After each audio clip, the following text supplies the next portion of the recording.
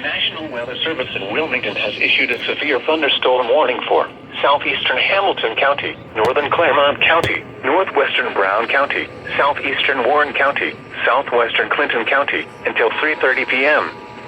At 2:50 p.m., a severe thunderstorm was located over Milford, moving northeast at 30 miles an hour. Hazard, 60 miles an hour wind gusts and quarter-size hail. Source, radar indicated. Impact, minor hail damage to vehicles is possible. Expect wind damage to trees and power lines.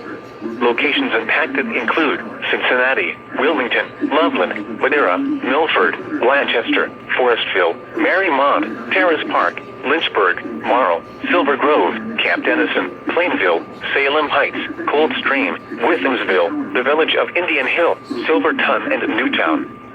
This includes I-71 in Ohio near mile marker 10.